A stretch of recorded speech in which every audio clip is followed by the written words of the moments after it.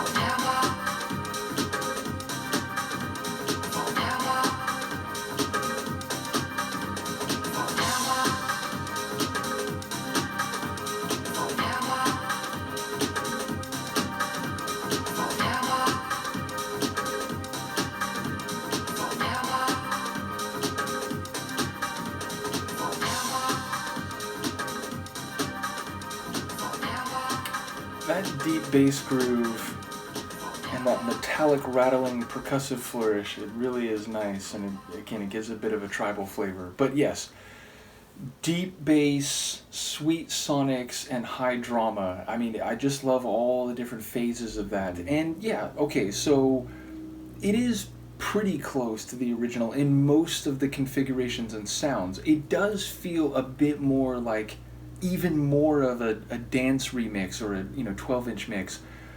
I feel like it's close, but was that a little bit longer? I don't remember the length of the one I already reacted to. This one was nearly 6.5 minutes. Yeah, I feel like it was maybe a bit longer, not terribly so, but a bit longer, which again, if you view it as a dance remix, I feel like that makes perfect sense. I will say I feel like we waited longer to get Neil's Forever in Love, Were You Ever in Love. I feel like that comes in earlier in the other version I heard. And yeah, just in general, it feels like some of the sequencing was maybe a bit different, but all the ingredients are there. And again, I love when it gets really big and there's those orchestra hits and the sort of choral, like synth vocals. It has this very dramatic, high dramatic sound. So yeah, from deep and tribal to smooth in the middle with Neil's voice, and then high drama, almost with a bit of a gothic feel. I absolutely love it. So yeah, it's a really good tune. Again, I feel like the sonics are in a very similar place, maybe slightly rearranged, tweaked a little bit here and there, maybe ordered differently in terms of the sections. But nevertheless, I do love how prolific they are, like not just in terms of number of albums, not just in terms of having a lot of B-sides and non-album singles and bonus tunes on these deluxe editions, but seemingly taking songs they've already done, doing their own dance remixes, remixing other people's tunes, which reminds me, like I was going through a folder I have of stuff people have sent me and that I've downloaded, and I've mentioned in the last 6-8 months or so I've been trying to catch up on things that were supposed to happen and fell off, or things which like slipped off my radar and I forgot about. And I was going through, and I forget who sent it, but I have the Dusty Springfield album, which I believe was done in conjunction with Pet Shop Boys. So yeah, thank you to whoever sent me that. It might have been Seb, I'm not sure, but at some point I would like to go through that. So I've moved it to another folder, which is sort of like a waiting in the wings type of folder. So yeah, in the not too distant future we'll go through that. But as I said, I wanted to go back and hit this song before we finish the EP. And the last song is One Thing Leads to Another. And I think there were one or two comments which like hinted at something significant about that. So we'll think and talk about it and listen to it next time around. Let me know what you think here, and I will see you for the next one. Peace.